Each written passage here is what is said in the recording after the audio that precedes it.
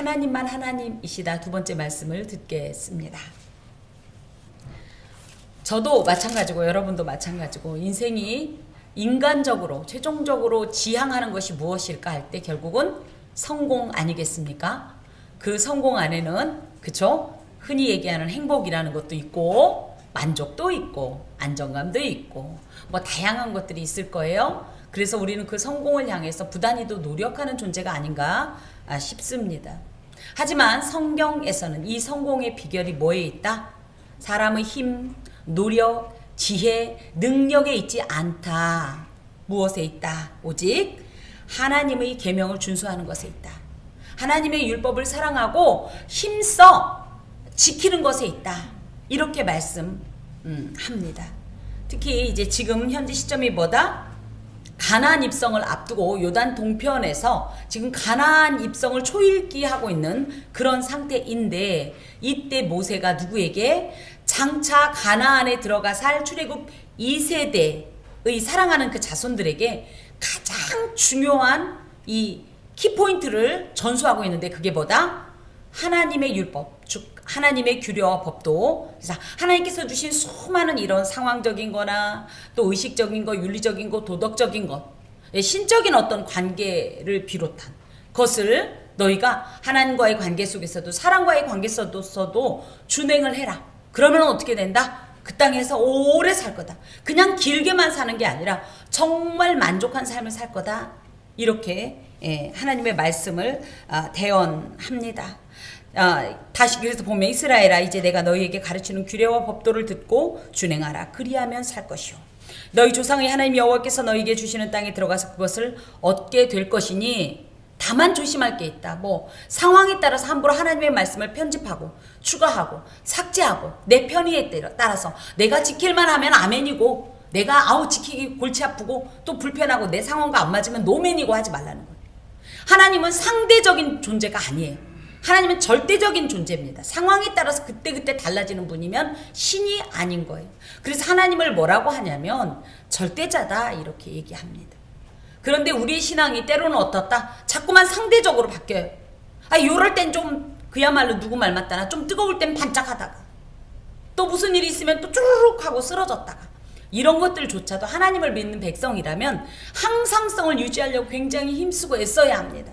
내가 비록 내 마음이 힘에 겹더라도 또 때로는 내 육신이 안 되더라도 또 내 상황이 되지 않더라도 나는 하나님과 약속한 이 시간 또 이 어떤 약속들을 반드시 지키리라는 이런 어떤 결단을 함께 가지고 가는 것이 하나님의 말씀을 가감하지 않고 그대로 지키는 이런 것입니다. 그러면서 4절에 보니까 오직 너희 하나님 여호와께 붙어 떠나지 않은 너희는 오늘까지 다 생존하였느니라.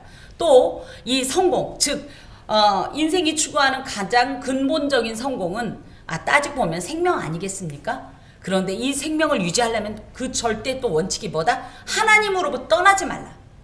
하나님으로부터 떠나지 말라 그러니까 그죠? 하나님이 어디 계신 거예요 그러면? 떠나지 않으려면 어떻게 되는 거예요? 그래서 그 하나님으로부터 떠나지 않는다는 표현을 그 하나님이란 어떤 이 실체가 있어서 그 하나님 곁에만 붙어 있는다는 것보다는 하나님의 실체와 같은 주신 이 말씀을 붙잡고 살아가라는 거예요. 그래서 우리가 세상을 살아갈 때 보면 왜요? 나도 모르게 흘러간다는 거예요. 자꾸만 표류하고. 그런데 그러지 말고 어떻게 해라? 흘러가다가도 다시 와서 그 말씀을 붙잡아라. 그래서 저는 이런 주의를 주신 것이 너무 감사해요. 여러분은 어떻습니까? 한 달을 만약에 주일 없이 살아간다 그러면 어떤 마음이 있을까요? 우리에겐? 신앙이 그 자리에 있을까요?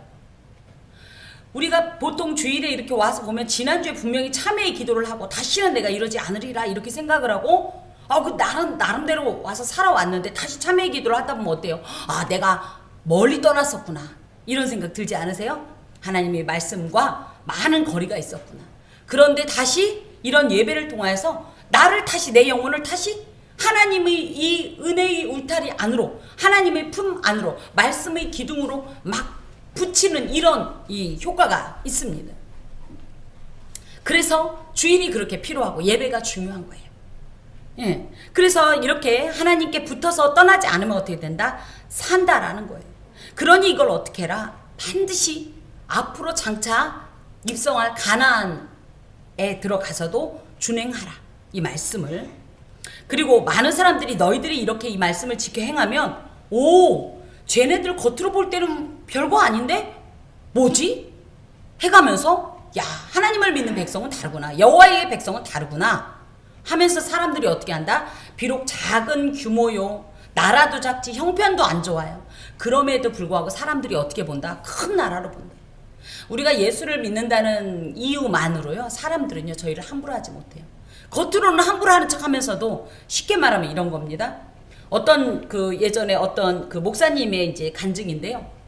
이 목사님이 원래 그 동네에 아주 유명한 깡패였죠. 그 지역에, 그 지방에.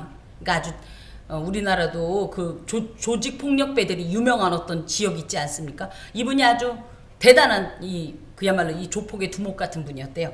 근데 이분이 길을 가는데 아주 어린 남자 아이가 이제 소년이죠. 하나님의 말씀이 들어있는 이 전도지를 이렇게 주면서 아저씨 예수님 믿으세요 이런 거예요. 그랬더니 이 아저씨가 이제 그 분인데 딱 받아가지고 얘라 예수를 믿느니 나를 믿으라 이래가면서 뭐 했냐면 그 종이로 전도지로 코를 팡팡 풀었어요. 그래놓고 버리려고 딱 하는데 이 어린 소년이 뭐라고 했냐면 아저씨 전도지 갖고 코 풀으면 아저씨 코 썩어요.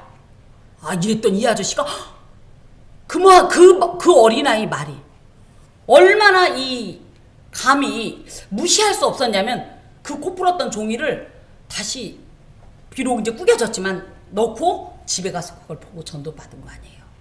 하나님의 나라의 백성은 사람이 크고 작음 능력의 어떤 이 많고 적음에 상관없이 하나님 자체가 능력이기 때문에 그분의 소유가 되고 그분 안에 있는 이들은 많은 사람들에게 큰 나라로 비친다는 거예요.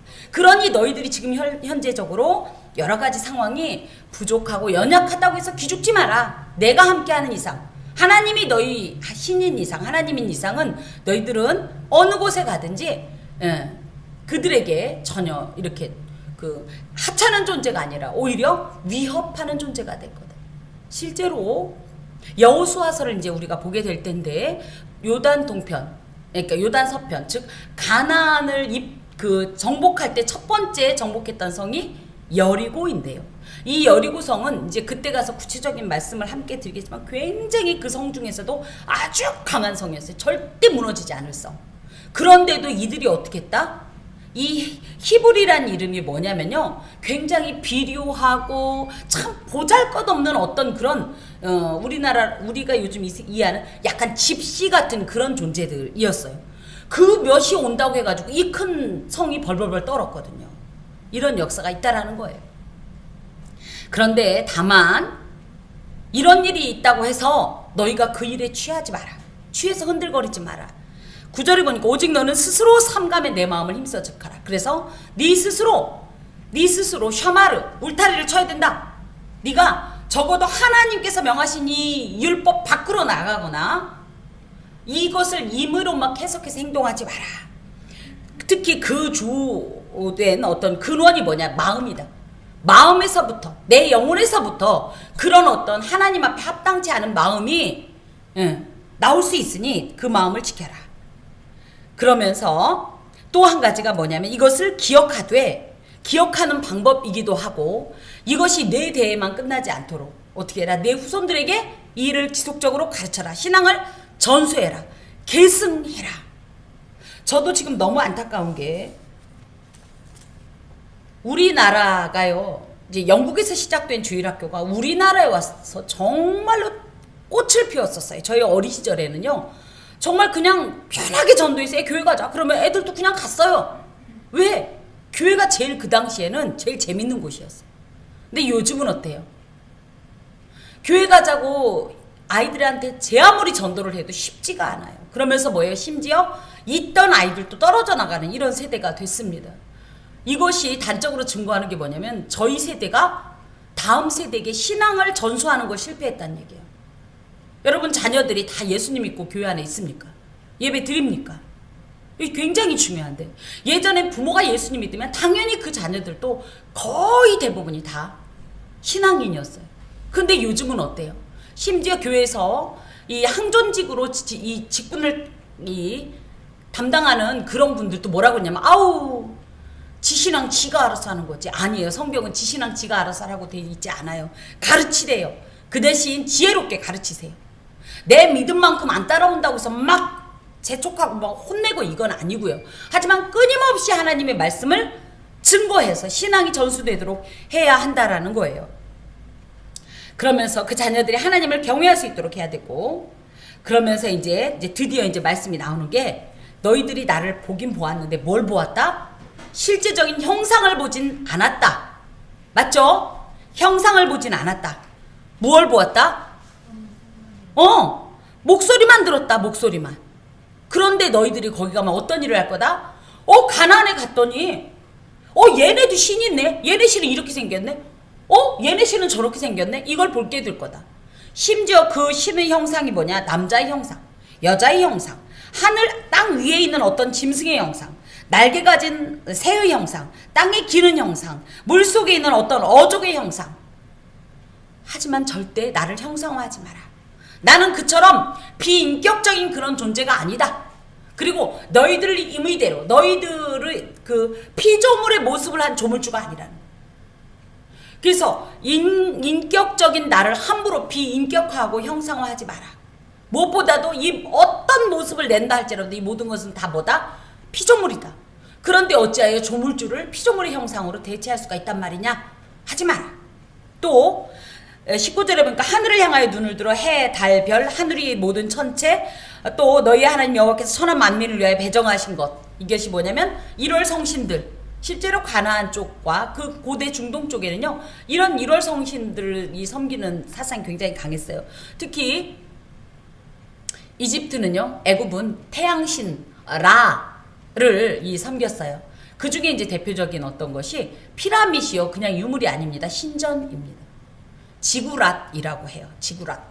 이게 뭐냐면 그 일종의 약간 바벨탑 같은 게 피라밋이에요. 신을 섬기기 위해서, 신을 숭상하기 위해서 지은 건축물이 지구랏인데, 피라밋도 이 지구랏 중에 하나입니다. 이것들이 다 뭐였다? 1월 성신을 섬기는 거였고, 특히 하나님께서 천하 만민을 위해 배정하신 거라는 것은 뭐냐면요, 우리를 잘 섬기라고 준 우리의 수종과 같은 천사들을 숭배하는 일을 절대 하지 말라라는 말씀을 하십니다. 자, 그러면서 이제 20절, 여호와께서 너희를 택하시고 너희를 쇠 풀무불 곧 애굽에서 인도하여 내사 자기 기업의 백성을 삼으신 것이 오늘과 같아도. 그래서 하나님께서 출애굽 1세대에게 베푸신 절대적 은총이 뭡니까? 가장 대표적인 것이 이스라엘에겐 지금도 자랑거리요, 이 하나님의 은혜와 선민이라는 어떤 이 자긍심을 갖게 하는 근거가 뭐냐면 바로 출애굽입니다. 출애굽. 이 쇠 풀무불 같다는 건요, 풀무불이 뭐예요? 용광로 같은 거예요. 여기에서 무언가를 건질 수 있습니까? 여러분, 이것보다 더 이 온도보다 더 그저 어떤 그걸 뭐라고 해야 돼요? 내 열성이라고 해야 돼요? 하여튼 그저 이거에 타지 않는 무언가가 있어야 그 손으로 무언가를 꺼낼 수가 있는데, 애굽이 그 당시에 세계 최애 강대국이었는데 이 강대국보다 더 강한 나라가 어디 있습니까? 더 강한 힘이 어디 있습니까? 그런데도 불구하고 놀랍게 그 쇠풀무불과 같은 애굽에서 하나님께서 어떻게 했어요? 이스라엘은 아무것도 안 했어요. 개우했다 뭐 뭐에 맨날 울고, 그죠? 맨날 원망이나 하고 그랬죠. 근데 하나님께서 그들이 어떠함과 상관없이 일방적으로 10가지의 재앙을 통해서 이들을 건져내지 않았습니까? 그리고 그냥 건져내고 방치한 게 아니에요. 이때부터 하나님께서 이스라엘의 일거수일투족을 다 관장하시고 도와주시고 보호하시고 지키시고, 당신이 먼저 나가서 전쟁에서 아말렉과의 전투에서 이기고, 말이기지 손 들면 이기고 손 내리면 지고, 이게 뭐예요? 하나님께서 행하시는 모든 일을 철저히 훈련하시면서 당신의 백성으로 삼았다는 거예요. 이처럼 사랑을 받았지만 여호와께서는 어떤 행동도 하시냐? 하나님은 사랑이라 맞습니다. 근데 여기서 끝나면 안 돼. 여기에 나오는 겁니다. 여호와께서 너희로 말미암아 내게 진노하사 내게 요단을 건너지 못하게 하시며 내 하나님 여호와께서 내게 기업으로 주신 그 아름다운 땅에 들어가지 못하게 하리라고 맹세하셨은즉, 불순종하면, 하나님의 말씀을 온전히 준행하지 못하면, 심지어 하나님과 대면하고 정말 그렇게 친밀한 관계를 유지하였던 모세에게조차 하나님은 공의로 집행하신다는 거예요. 제가 늘 말씀드리지만 한국 교회가 이처럼 신앙의 힘이 없어진 게 뭐냐? 하나님을 오냐 하는 무슨 옥황상제 취급을 했기 때문이에요. 하나님은 그런 분이 아닙니다. 당연합니다. 하나님은 사랑이십니다. 그렇지만 이 사랑도요, 내 자식이 죽게 생겼는데도 사랑해요? 굳이 얘기하면 일탈 행동을 하는데도 사랑하니까 냅두는 게 사랑이에요? 그쵸? 그래서 하나님의 보좌의 기초를 뭐라고 하면 공의라고 해요. 공의가 기반이 된 사랑이에요. 그러다 보니까 이 하나님의 공의로운 이 어떤 판단 기준에 의거하여 이 자녀를 사랑하지만 이대로 두면 안 될 때는 하나님은요, 때로는 무서운 사랑의 매를 때리는 거예요. 그런데 사랑에 채찍 때린다고 하니까 싫어해요. 그래서 사람 눈치 보고 하나님의 말씀을 자꾸만 가감한 결과 한국교회가 너무 영적인 힘을 잃었어요. 심지어는 하나님께서 이 죄인들아 회개하라고 말씀하셨다고 이렇게 시험 들었다고, 목사님 그 말했다고 나한테 사과하라는 이런 말도 안 되는 이런 행태가 지금 한국교회에 존재하고 있습니다. 하지만 기억하십시오. 하나님은 우리를 사랑하십니다. 너무너무 사랑하십니다. 우리가 우리의 자녀를 사랑하는 것은 비교도 할 수 없을 정도로 사랑하십니다만은 아닌 건 아닌 거예요. 하나님이 사랑하신다고 해서 믿거라 하지 마세요. 봐주신다고 해서 그냥 가나보다 하지 마세요. 오히려 사랑할수록 더 강하고 더 단호한 사랑의 매를 드시는 분이시라는 거예요. 하나님 말씀에 불순종할 때, 하나님의 뜻을 따르지 않을 땐 하나님은 그대로 봐주지 않아요. 그것이 뭐다? 거꾸로는 사랑의 한 어떤 모습입니다. 나는 이 땅에서 죽고 요단을 건너지 못하려니와 너희는 건너가서 그 아름다운 땅을 얻으리니 너희는 스스로 삼가 너희 하나님 여호와께서 너희와 함께 세우신 언약을 잊지 말고 내 하나님 여호와께서 금하신 어떤 형상의 우상도 조각하지 말라. 이게 무슨 얘기냐면, 야 여기서 지금 율법 받을 때 아멘 아멘 하지? 이들이요 지금 가나안 입성을 앞두고 얼마나 소위 말하는 은혜가 이 충천한지 몰라요. 은혜 충만, 성령 충만해요. 그런데 뭐다? 여기서가 지금 중요한 게 아니야. 이 말씀을 받은 이 감동과 결단을 어디 가서 준행해라? 장차 입성할 가나안에 가서 준행해라, 이 얘기입니다. 여러분, 우리도 맞습니다. 교회에 와서 하나님의 말씀을 받으면 어떤 마음이 있어요? 응? 아멘, 내가 그대로 살겠습니다, 이런 마음이 들지 않나요? 그죠? 살아야겠다, 살 수 있다. 근데 여기서 실제로 사라지지요. 근데 문제는 뭐예요? 소위 말하는 실제적인 그 율법의 준행의 현장에 가서 이 말씀이 남아있나요? 이 능력이 남아있나요? 교회는요, 충전지입니다. 예? 예배는 충전되는 곳이에요. 우리가 왜 충전을 합니까? 세상에 나가서 살아가기 위해서. 그런데 이 교회에서 다 쓰고 방전돼서 밖에 나가면 터덜터덜해. 내지는 급속 충전이 된 만큼 급속으로 방전돼. 안 돼요, 여러분. 우리가 여기서 말씀을 받는 이유가 뭐다? 일시적으로 내 감정이 훅 올라오려고 말씀을 받는 게 아니에요. 뭐요? 세상 가운데서 능력자로 살아가기 위해서, 하나님의 말씀의 능력자로 살아가기 위해서, 하나님의 사람으로 살아가기 위해서 은혜를 간구하는 거예요. 여러분, 지금 여기에서 말씀을 하시는 거예요. 그러면서 이런 어떤 하나님의 절대적 은총에 대해서 배역행위를 하지 않도록, 그래서 가나안 땅에 들어가서 절대적으로 행해야 할 신앙의 행동들이 여기 나옵니다. 스스로 삼가라. 그래서 스스로 너희 자신을 향해서 경계하라. 죄의 시작은 어디에 있다? 예, 내게 있다. 그러므로 죄의 시작점인 자신을 철저히 감찰하라. 내가 어떤 마음을 갖고 있는지, 내가 어떤 행동을 했는지, 어떤 말을 했는지, 어떤 계획을 갖고 있는지를 하나님 앞에 낱낱이 날마다 감시, 감독, 관리해야 돼요. 은밀히 나 혼자 의문스럽게. 저는 이 표현이 그러게요, 그렇게 나쁜지 몰랐는데 하여튼 사람들이 별로 안 좋게 표현하는 말이긴 하더라고요. 나 혼자 슬그머니 갖고 있는 이런 계획들, 이것을 어떻게 해요? 혼자 갖고 있지 말고 하나님 앞에 쫙 펴놓으세요. 히스기야가 편지를 내놓고 기도하는 것처럼 쫙 펴놓고, 하나님, 내가 이러이러한 계획을 갖고 있는데 하나님 보시기에 이게 옳습니까? 제가 이렇게 하려고 하는데 하나님은 이걸 이렇게 하면 보고 주시겠습니까? 제 계획대로? 제 생각대로, 제 계산대로. 왜요? 하나님 앞에 감추기 시작하면 그때부터 어떤 일이 있어요? 네, 그거 다 자기가 책임져야 돼요. 하나님께 말씀드리고 나서 준행하는 것과 그렇지 않은 것의 차이가 어마어마합니다. 이 세상을 내 힘으로 살아간다고요? 내 지혜로 살아간다고요? 착각하지 마세요. 하나님이 도와주지 않으시면 복의 근원이 하나님이기 때문에요. 그분이 복을 열지 않고 그분이 복을 부여하지 않으면요, 제 아무리 힘쓰고 애써도 소용이 없는 거예요. 스스로 삼가라는 거예요. 그리고 또 뭐 해라? 삼가, 너희의 하나님 여호와께서 너희와 세운 언약을 잊지 마라. 이 언약은 뭐였냐면요, 피의 맹세로 맺은 어떤 이런 언약입니다. 어떤 피의 맹세요? 예, 짐승의 피이지만 사실은 이들은 어떤 피에? 예수 그리스도의 보혈을 상징하는 어린 양의 피로 언약을 맺은 관계 아닙니까? 6월절이요. 그겁니다, 여러분. 응? 아브라함 그 약속이 물론 언약의 시초가, 그죠? 이들 이스라엘 민족에게는 아브라함과의 그 횃불 언약일 수 있지만 이것이 실제적으로는 또 출애굽 당시에 어떤 일이 있었어요?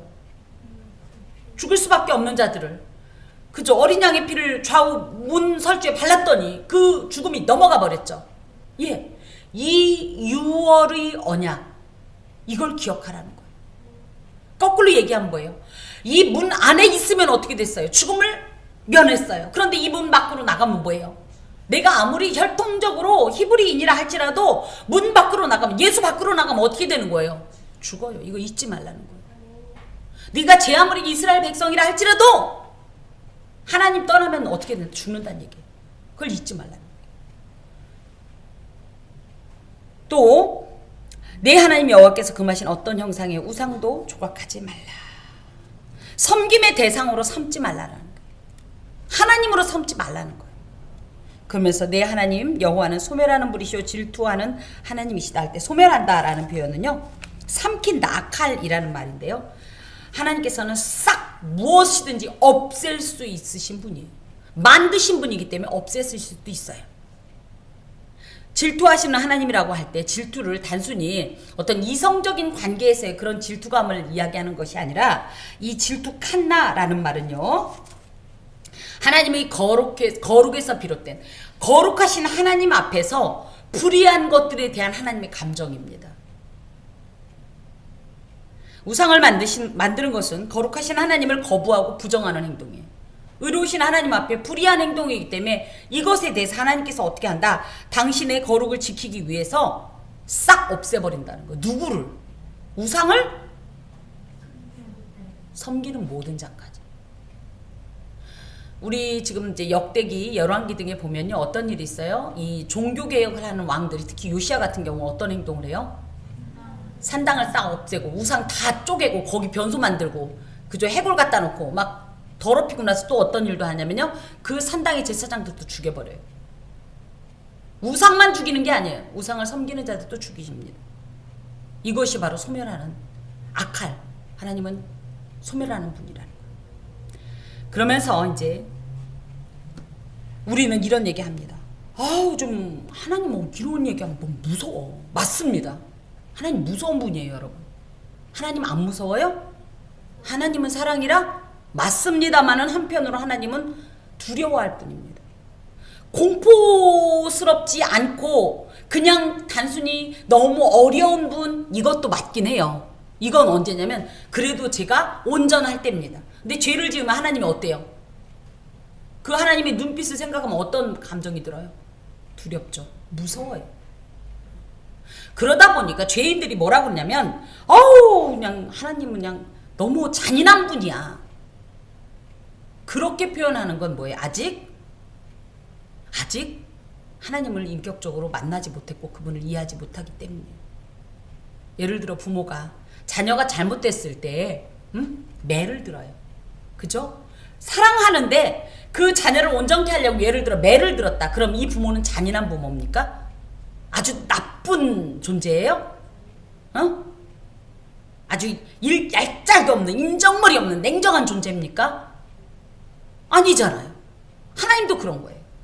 그런데 어떻게 한다? 많은 이들이 이 하나님을 인격적으로 못 만났으니까 하나님 무조건 무섭대. 잘못한 사람은 무섭죠. 하지만 하나님 무서워요? 우리가 하나님과의 온전한 관계에 있으면 무섭습니까? 아니거든요. 그분만큼 사랑이 많으시고 그분만큼 우리를 편하게 해주시고 위로해 주시고 내 마음을 가장 이해해 주시는 분이 없거든요. 그러다 보니 하나님이 이런 부분 때문에 굉장히 사람들에게서 오해를 받습니다만은 뭐 오해를 풀고 자시고를 떠나서 어떻게 보면 기독교는요 뭐 막 관용적이고 모두가 그냥 무조건 그냥 믿어도 안 믿어도 좋아, 그냥 악을 행해도 뭐 불의를 행해도 불순종해도 좋아, 이런 종교는 아니에요. 때로는 단호함. 그렇기 때문에 이것을 기억한다면 너희들이 그곳에 가서 뭐해라? 신앙의 정절을 지키기 위해서 최선을 다해라. 방금까지 예수님 믿었는데 조금 있다가 다른 신 섬기고 이런 거 하지 말라는 거예요. 하나님을 섬기기 위해서는 끝까지 섬기라는 거예요. 죽든지 살든지. 특히 기독교는 많은 이들이 너무 관용성이 없어, 너무 봐주질 않아, 너무 얄짤없어라고 얘기하는데 이거는 비관용적이라고 하는 것이 아니라 절대적인 종교라고 하는 거예요. 상대적이지 않고 절대적인 겁니다. 그러면서 이제 또 내가 그 땅에서 아들을 낳고 손자를 얻으며 오래 살 때에, 오래 산다는 얘기는 장기간을 산다는 얘기는 아니에요. 그런데 여기서 보니까 아들을 낳고 손자 낳고 그러면 한 3대 정도밖에 안 넘어간 거예요. 금방이에요. 여러분, 저희가 생각할 때 아들 낳고, 그러니까 아들 낳고는 됐으니까, 그죠? 근데 손자, 아이고 까마득한 것 같죠? 근데 아마 제가 생각할 때 전 수년 내에 손자가 있을 것 같습니다. 금방이에요. 금방. 그리 멀지 않은 시기임에도 불구하고 어떻게 해요? 스스로 부패하면 무슨 형상의 우상이든지 조각해서 하나님 여호와 앞에 악을 행하고 그의 노를 일으킬 수 있다는 얘기예요. 우리의 신앙의 이 유효기간이 굉장히 길 것 같죠? 여기서 하나님의 말씀을 받고 막 이 은혜가 충만하고 이 영적인 고양이 되면 어떤 일이 있어요? 나 이렇게 살 수 있어. 근데 늘 얘기하지만 작심 3일이 뭐냐고요. 작심 3분만 돼도 다행이라고요.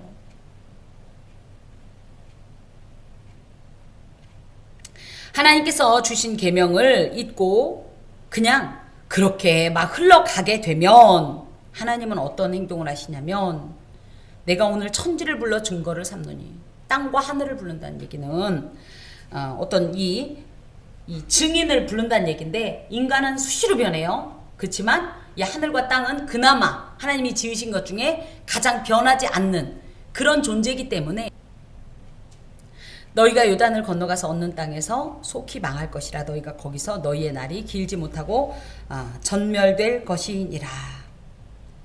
그래서 하나님께서 그간 베풀어 주신 것을 잊어먹고 그냥 우상 숭배하면서 그것에서 돌이키지도 않고 막 이렇게 살아갔던 어느 날 하나님께서 천지를 불러서 증거를 삼아서 이것에 대해서 판단하시겠다는 거예요. 그게 뭐예요? 속히 망할 거다.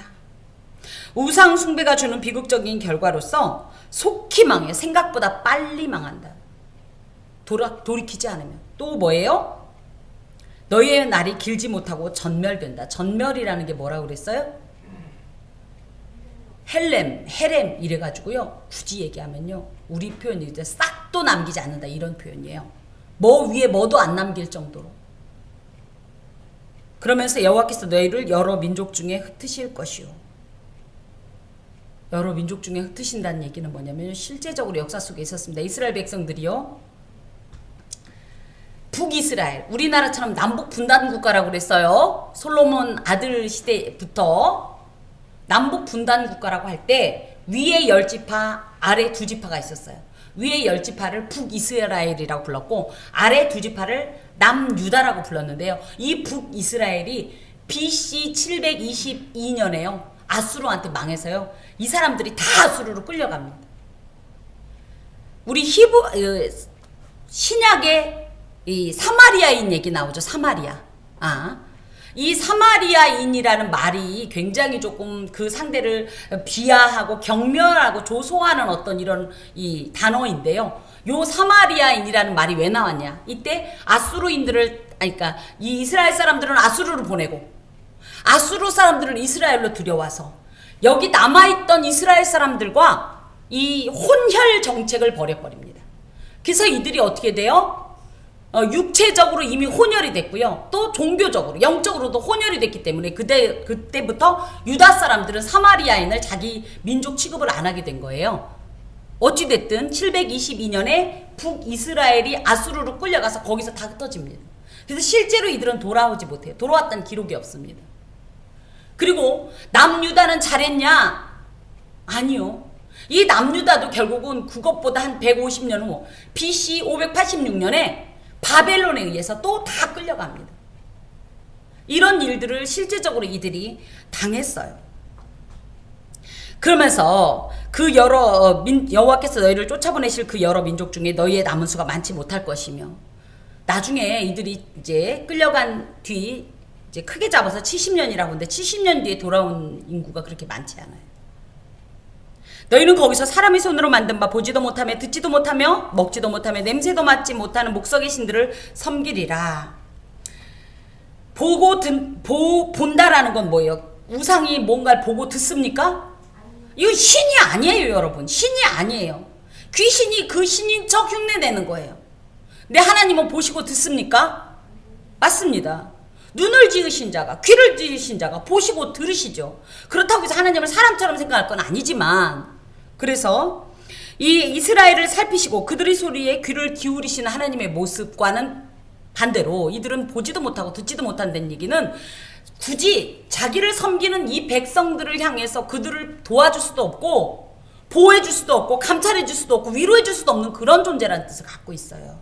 또 먹지도 못하며 냄새도 못 맡는다. 이거는요, 이 먹는다는 얘기가 정말 하나님 앞에 예물을 드리면 하나님이 막 귀신의 모습으로 내려와가지고 그 고기 막 뜯어 드시고 그렇지 않아요. 그런데 이 보면 이스라엘의 제사 의식 가운데 그 하나님께서 영으로 임재하셔서 제사를 열라 받으시고 흠향한다, 코로 냄새를 맡는다, 이런 표현이 있거든요. 이렇게 어떤 이 너희들의 이 제사, 너희들이 섬기는 이 모든 것을 이렇게 이 어떤 이런 교제하는 이런 신이 아니라는 얘기예요. 그런데 그곳에 가서 그 목석의 신들을 섬긴다. 이 얘기는 뭐냐면 우상 숭배 때문에 쫓겨났어요. 그러니까 우상 숭배라면 치가 떨리는데 거기 갔더니 우상밖에 없어. 그래서 또 그 우상을 섬기는 그 비참하고 비통한 마음을 이곳에 담고 있습니다. 그러나 내가 거기서 내 하나님 여호와를 찾게 되리니. 사람은 제가 늘 말씀드려요. 우리의 영에는요, 어떤 일이 있다? 어떤 공간이 있다? 하나님만 채울 수 있는 공간이 있어요. 하나님만 채울 수 있는 이 공간을 하나님으로 안 채우니까 엉뚱한 것으로 자꾸 채우거든요. 그러면서도 인간 속에는 어떤 게 있다? 계속 이곳을 채우고자 하는 갈망이 있어요. 그쵸? 근데 우상으로 채워도 이곳이 지금 채워지지 않는 거예요. 그러다 보니까 결론적으로 뭐예요? 누구 말 맞다나 맞다. 정말 상처를 싸매고 또 그 상처에 또 상처가 나고 그러다 지쳐서 어떤 일이다? 하나님께로 돌아가야겠다. 이런 일이 있을 거다. 그래서 만일 마음을 다하고 뜻을 다하여 그를 찾으면, 그래서 그제서야 하나님 정말 잘못했습니다. 정말 우리가 잘못했습니다 하면서 하나님 제발 좀 찾아와 주세요. 만나주세요. 하고 간청을 하면 하나님께서는 어떻게 하신다? 만나주신다. 여러분, 우리가 죄를 지으면 하나님 이름 부르고 싶어요? 안 부르고 싶어요? 안 부르고 싶지 않아요? 하나님이 부를까봐 무섭죠. 예배 오는 게 고통이야. 예배 날이 안 왔으면 좋겠어. 그쵸? 죄를 가득 지었는데 하필이면 주일이야. 안 갈 수도 없고 갈 수도 없고. 예. 하나님은요, 빨리 오라는 거예요. 오면 용서해주겠다고 기다리고 계시는데 자녀들이 눈 내리깔고 어떻게 하면 하나님하고 눈 안 마주치려고 이러고 다닌다고요. 그런데 놀랍게도 뭐다? 오면 만나주겠다. 하나님께서 이런 약속의 말씀을 하십니다. 그 어떤 극악한 범죄와 패배가 있어도 하나님의 손과 그 품을 놓거나 포기하지 않고 하나님을 기억하고 돌이켜 하나님을 찾고 하나님의 간절하고 애타는 가슴을 만나려고 하는 자는요, 하나님은 이미 용서하셨고요, 이미 사랑으로 가득하신 분이기 때문에요, 그냥 돌이키는 그 순간 그 누가복음 15장에 탕자의 아버지처럼 당신이 먼저 뛰어가서 끌어안는 거예요. 내가 잘못했으면 그것 때문에 거기에 주저앉지 마세요. 또 내가 잘못하면 가만히 있는 게 아니라 누가 찾아오냐면요. 마귀가 찾아와서 얘기합니다. 야, 그치? 너 같은 걸 하나님이 사랑하겠냐? 야, 너 같은 게 예수 믿는 자냐? 아이고야. 막 이런 소리를 들을 때 그것 때문에 약해지지 마시고 떨치고 일어나서 하나님께 나오세요. 그럼 어떤다? 하나님을 만난다. 이 모든 일이 내게 임하여 환난을 당하다가 끝날에 내가 내 하나님 여호와께로 돌아와서 그의 말씀을 청종하리니. 여러분, 말씀을 받는 이 시간이 얼마나 은혜롭고 복된 시간인지 몰라요. 이 말씀을 받아야 우리의 영이 온전해지고 우리의 삶이 온전해지기 때문이에요. 그러면서 내 하나님 여호와는 자비하신 하나님이시라. 그가 너를 버리지 아니하시며 너를 멸하지 아니하시며 내 조상들에게 맹세하신 언약을 잊지 아니하시리라. 너네들한테만 지키라고 너네들한테만 기억하라고 하는 게 아니라 하나님은 이 모든 것 자체를 처음부터 지키고 계셨고 기억하고 계셨고 준비하고 계셨다라는 얘기입니다. 내가 있기 전 하나님이 사람을 세상에 창조하신 날부터 지금까지 지나간 날을 상고하여 보라. 하늘 이 끝에서 저 끝까지 이런 큰 일이 있었느냐? 어떤 일요? 아, 이스라엘 얘기요? 아, 예. 아니요, 여러분. 우리 얘기예요. 우리가 뭘 잘했습니까? 구원받을 자격 있어요? 그런데 왜 때로는 있죠. 아니, 우리 너무 잘나지 않았어요? 아, 이 정도 착하게 살았으면, 아, 이 정도 남한테 해 안 끼치고 말이야. 아, 이 정도로 뭐 나쁜 짓 안 하고 살았으면 된 거 아니야? 혹시 이런 분 계세요? 아, 내가 열심히 노력했으니까 이러고 사는 거지. 아, 내가 잘했으니까는 이런 결과가 내 자식도 잘 되고 이러는 거지. 하나님의 은혜가 아니면요. 은혜 아니면 그 어떤 것도 우리한테 가능하지 않습니다. 그러면서 어떤 국민이 불 가운데서 말씀하시는 하나님의 음성을 너처럼 듣고 생존하였느냐. 하나님 앞에 직접적인 계시를 받은 민족은 없습니다. 그런 면에서 우리도 대단히 지금 큰 복을 누리는 게요. 하나님께서 직접 말씀하시잖아요. 그죠? 성경을 통해서. 또 어떤 역사가 있어요. 때로는 성령을 통해서도 또 말씀하시잖아요. 그런데 하나님의 이 더러운 죄인이 거룩하신 하나님의 음성 들으면 어떻게 돼야 돼요? 그냥 죽어야 돼요. 거룩과 이 죄악은 공유가 안 되는 거예요. 공존이 안 되는 거예요. 그런데도 살잖아요. 그죠? 이게 보통 은혜가 아니에요. 어떤 신이 와서 시험과 이적과 기사와 전쟁과 강한 손과 편팔과 크고 두려운 일로 한 민족을 다른 민족에게서 인도하여 낸 일이 있느냐. 이걸 누가 했다? 하나님이 했다는 거예요. 응? 이적을 베푸시고. 어떤 이적이었어요? 이스라엘은 10가지 재앙 얘기만 하면 이거는 사람으로선 이 계산이 안 되는 일이에요. 또 전쟁. 무엇보다도 이 전쟁에 이제 이스라엘이 출애굽하자마자 처음 만난 전쟁을 보통 아말렉 전투라고 얘기하는데 전 그렇지 않습니다. 뭐요? 바로의 군대가 추격해 왔죠. 그죠? 그래서 홍해를 건널 때에 어떤 일이 있었어요? 이스라엘은 마르고 정말 먼지 나는 건조한 땅으로 강 한가운데를 건넜어요. 그래서 이 바로의 군대가 보니까 우리도 곧바로 말 타고 쫓아가면 금방 따라잡을 수 있어. 그래서 들어간 거예요. 근데 하나님께서 어떻게 하셨어요? 제가 유년부 설교할 때 이런 표현을 했는데요. 정말 마지막 이스라엘의 마지막 있었던 이 사람이 마치 정말 이 엉덩이까지 물길이 붙었을 것 같아요. 물이. 건조한 땅을 건너는데 이 바로의 군대가 말을 타고 들어왔기 때문에 정말 이 바로의 군대가 이 이스라엘 백성의 바로 엉덩이까지 붙었을 거고요. 그렇지만 여전히 이스라엘은 마지막 한 사람까지 건조한 땅으로 건넜습니다. 그러자마자 어떤 일이 있었어요? 만약에 이 간발의 차가 이 물길이 그쵸? 나중에 들어왔으면 이 몇 사람이 들어와서 이스라엘 사람들 그냥 그런데 한 사람도 살아남지 못했대잖아요. 하나님은 기가 막히게 계산하셔서 이 이스라엘하고 가장 가까이 붙었던 이 사람부터 그냥 다 수장시켜버리는 이게 하나님의 전투입니다.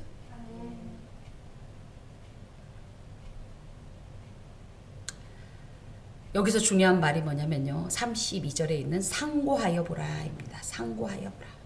상고라는 얘기는 곰곰하게 기억해봐라. 하나하나 더듬어서 묵상해봐라 이 얘기입니다.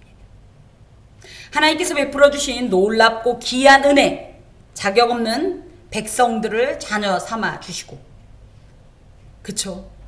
구원의 특별한 은혜를 베푸신 이 사랑을 하나하나 생각해 보라는 거예요.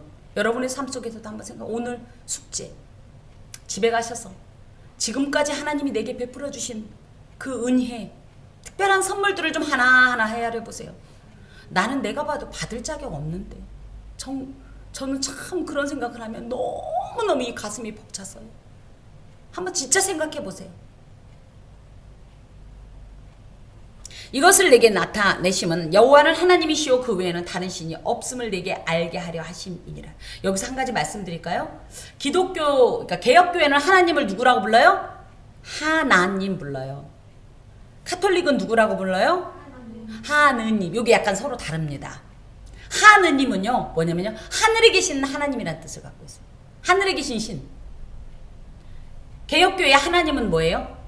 유일하신 하나님. 하나밖에 없는 하나님, 이런 뜻을 갖고 있어요. 같은 하나님이지. 그래서 애국가엔 하나님이 보호하사인데 요즘은 또 누가 어설프게 알아갖고 하느님이 보호하사 이렇게 또 말을 하던데, 여러분 이분이 바로 뭐예요? 하나님, 유일하신 신이란 뜻이 바로 이 고백에 있습니다. 여호와께서 너를 교훈하시려고 하늘에서부터 그의 음성을 내게 듣게 하시며 땅에서는 그의 큰 불을 내게 보이시며 내게 불 가운데서 나오는 그의 말씀을 듣게 하셨느니라. 뭐 하려고? 가르쳐 주려고. 그래서 살게 하려고. 성공적인 인생으로 하나님 앞에서 복되고 영원한 생명을 누리게 하려고. 이것이 하나님의 원하심이죠. 그러면서 여호와께서 내 조상들을 사랑하신 고로 그 후손이 너를 택하시고 큰 권능으로 친히 인도하여 애굽에서 나오게 하시며, 이것이 그간에 베풀으셨던 하나님의 사역들을 쭉 지금 상고하면서 기록하는 거예요. 모세가 또 너보다 강대한 여러 민족을 네 앞에서 쫓아내고 너를 그들의 땅으로 인도하여 드려서 그것을 내게 기업으로 주려 하심이 오늘과 같으니라. 지금 여기까지 이르렀다는 거예요. 이게 다 누구의 능력으로? 하나님의 능력으로. 너희의 능력은 없었다는 거예요. 너희의 힘은 전혀 여기에 보탬이 되지 않았다는 얘기예요. 그런즉 너는 오늘 위로 하늘에나 아래로 땅에 오직 여호와는 하나님이시오 다른 신이 없는 줄을 알아 명심은. 신들이라는 표현을 하니까 신이 여러 개인가 봐요. 아니요, 신은 한 분입니다. 누구요? 하나님만 신이십니다. 그런데 워낙 가짜 신들이 설치니까 뭐라고 표현해요? 참신이라는 표현을 하는 거예요. 진짜 신이라는 표현을 하는 거예요. 오늘 내가 명령하는 여호와의 규례와 명령을 지키라. 결론이 이거예요. 1절에서 시작해서 너와 내 후손이 복을 받아 내 하나님 여호와께서 내게 주신 땅에서 한없이 오래 살리라. 하나님께서 원하시는 것도 이거예요. 우리가 벌받고 혼나고 울고 실패하고 이걸 원하시는 게 아니에요.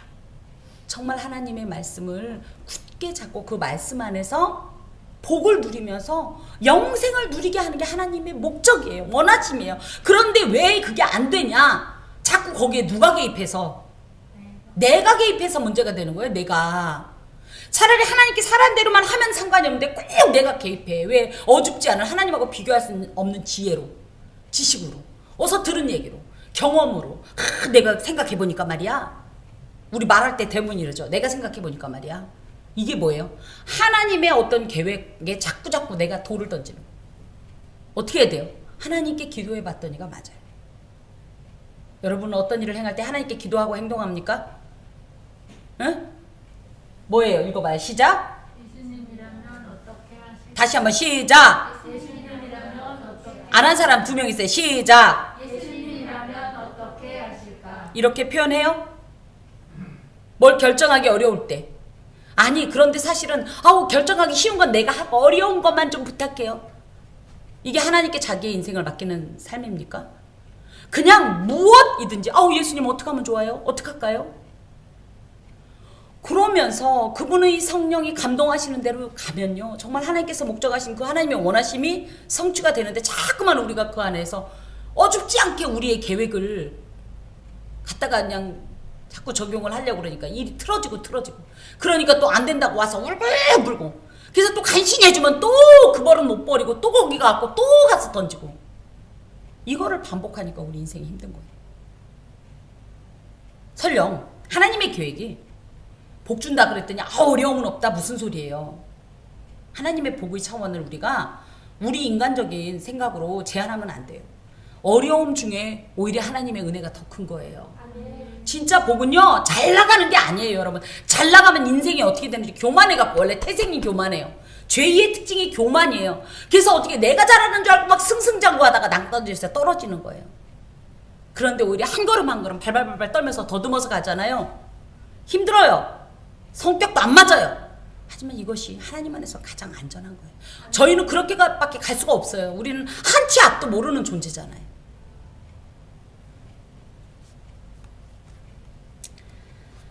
자, 저는 이 신명기 4장을 읽으면서 이 부분에 굉장히 가슴에 크게 왔어요. 지난주에 제가 했던 도피성 얘기입니다. 도피성. 요단 이쪽 해 돋는 쪽에서 세 성읍을 구별해서 도피성을 만들었어요. 도피성의 목적은 과거에 원한이 없이 부지중에 살인한 자, 그러니까 실수로 살인한 자. 고의적으로 살인한 자는 들어가도 대제사장의 죽임을 당하지만, 그곳 사람 장로들의 죽임을 당하지만, 부지중에 실수로 이 죄를 지은 자는요 생명을 보존하기 위해서 도피성에 가면 살아요. 근데 저는 이 도피성의 위치 때문에 굉장히 은혜가 됐습니다. 무엇일까요? 이쪽은 요단 동편이고요. 이쪽은 가나안이에요. 도피성의 목적이 뭐라고요? 살리려고, 죄인을 살리려고. 그쵸? 그런데 보통은 이렇게 생각해보지, 제가 그래서 굳이 그림을 가져온 이유가 뭐냐면요, 요단 동편이 사람이 많아요? 요단 서편이 사람이 많아요? 그러니까 가나안이 사람이 많아요? 아니면 요단 동편이 사람이 많아요? 지파수로 따져도 이 가나안 쪽은 9지파 반이고요. 레위인까지 있죠. 저쪽은 뭐예요? 2지파 반 있어요. 요단 동편. 그런데 이쪽도 3개, 이쪽도 3개야. 그 도피성은 총 6개거든요. 여기서 뭔가 조금 특징적인 거를 뭐냐면요, 하나님의 도피성의 목적이 여기에 딱 드러납니다. 뭐예요? 서로의 이 지점을 대충 보면요 어때요? 거리를 보시라고. 거리. 무슨 얘기인지 이해가 가요? 응.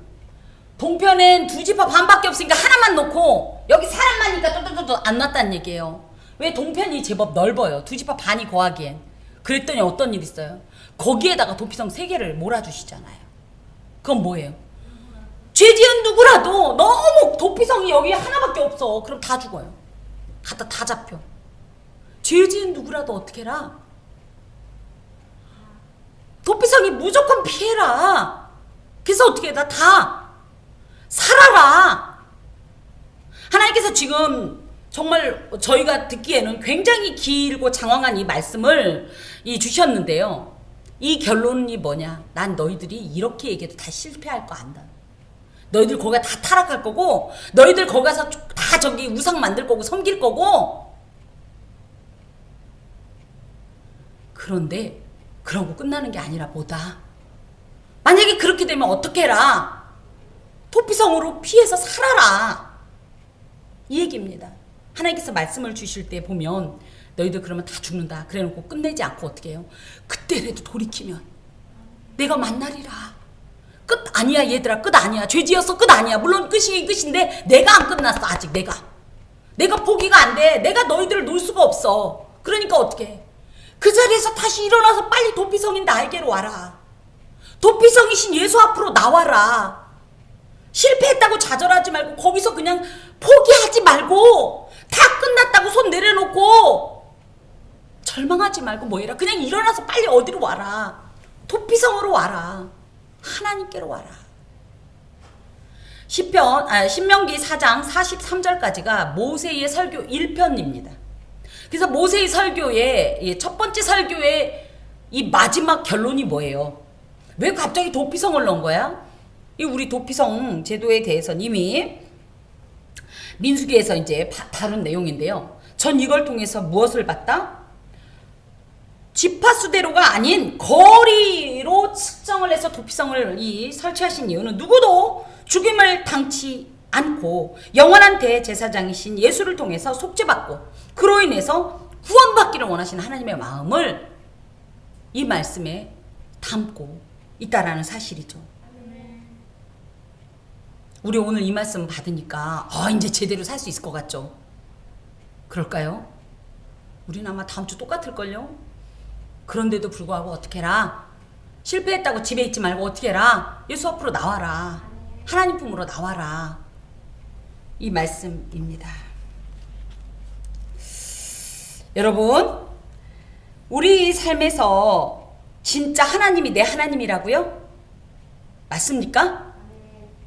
주님이 맞습니까? 지난주에 제가 주님이란 표현을 했는데 하나님이 진정 내 삶의 아도나이십니까? 나의 아도나이 맞습니까? 그럼 어떻게 돼요? 주인의 뜻대로. 그런데 우리는 어떻게 한다? 주인의 뜻대로 간다? 아니면 종인 내 뜻대로 간다? 그래서 사실은 결과적으로는 우리의 삶에서 하나님을 대적하는 가장 큰 신이 바로 그래서 자신이에요. 몸신자 쓰지 말고 신신자 쓰라고요. 내 신, 내가 제일 세. 하나님보다 더 세. 결국 하나님을 대적한 게 나 아니겠습니까?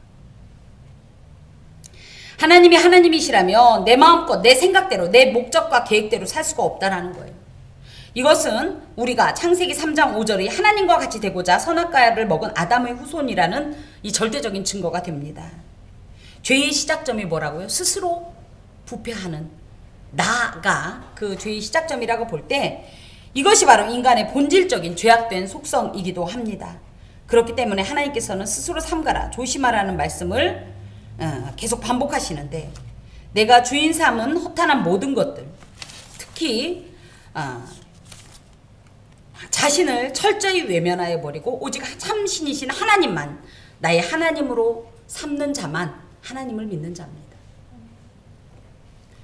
그래서 좀 그것에 대해서 짧게 이 하나님 앞에 교훈의 말씀을 받자면 첫 번째, 하나님은 어떤 분이신가를 기억해야 돼요. 하나님은 어떤 분이세요? 하나님 어떤 분이에요?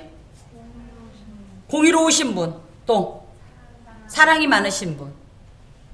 사실 하나님의 속성 중에 고유적 속성이 있고요, 공유적 속성이 있습니다. 지금 말씀하신 대로 공의로우신 분, 사랑이 많으신 분, 그죠? 뭐 이런 것들은요 공유적 속성으로 우리에게도 조금씩 있는 속성이에요. 이제 하나님의 절대적 속성으로 가면 우리는 말을 못 꺼내요. 뭐요? 하나님은 영원하신 분이에요. 우리 영원해요? 반대죠. 우리는 유한해요. 또 어떤 분이에요? 하나님 절대적인 분이에요. 그죠? 하나님은 절대 그런다고 하면 그렇게 하는 분이에요. 우리는 그렇지 못해요. 하나님은 누구예요? 또 초월적인 분이에요. 우리하고 이 비교가 안 돼요. 존재 자체가, 본질 자체가. 또 뭡니까? 하나님은 거룩하신 분이에요. 하나님은 전능하신 분이에요. 우리 전능하지 못하잖아요. 하나님은 전지하신 분이에요. 우린 전지하지 못하잖아요. 무엇보다도 누구예요? 하나님은 생명의 근원이십니다. 우리는 그렇지 못하잖아요. 응? 여러분, 국어를 잘하는 사람 무엇을 잘하는 사람이다?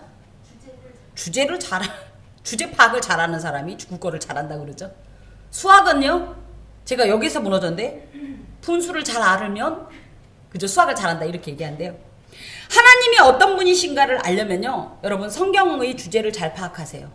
그리고 그 안에서 무엇을 나의 분수를 제대로 파악하세요. 하나님과 내가 어떤 질적 차이가 있는지, 하나님과 철저하게 비교되는 나의 나됨을 분명히 인식하면요, 감히 하나님 앞에 내가 함부로 혼수를 두지 못해요. 또 하나님은요, 정말로 하나님이심에도 불구하고 내가 하나님을 하나님이라고 말하면서도 하나님 취급을 안 하는 경우가 너무 많아요. 아까도 계속 말씀드렸듯이 하나님보다 나, 가족, 물질, 명예, 욕심, 이 수많은 것들을 더 가치를 두고 사랑하면 그것들이 다 내 신이에요. 그것들이 지금 나의 하나님이에요. 지금 솔직히 얘기해 봅시다. 내 삶에 하나님이 하나님이십니까? 아니면 내 자녀가 하나님입니까? 돈이 하나님입니까? 하나님하고 맞바꿀 수 있다 그러면 그게 다 하나님이에요. 나는 절대 나를 포기할 수 없어. 내가 하나님이에요. 난 내 자녀를, 내 돈을, 내 지혜를, 내 경험을, 내 관계를, 내 명예를 절대 못 내려놔. 그럼 그게 다 하나님이에요. 다 내려놓을 수 있겠습니까? 내려놔야 돼.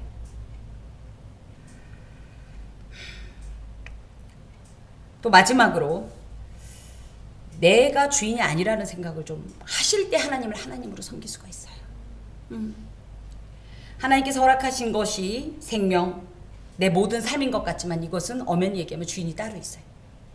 그럼 난 로봇이냐? 그건 아니에요.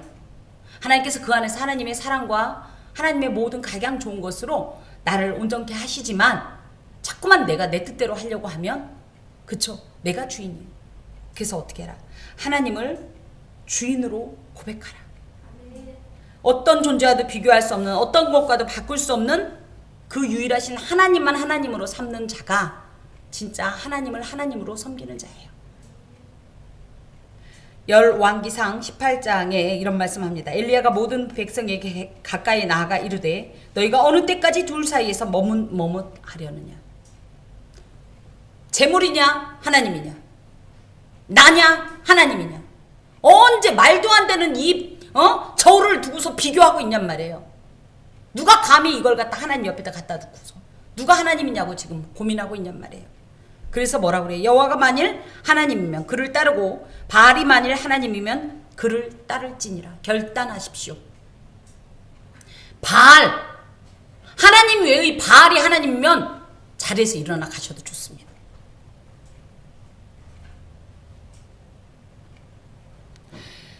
여호수아서 2장에 보면 이런 말씀이 있습니다. 그러므로 이제는 여호와를 경외하며 온전함과 진실함으로 그를 섬기라.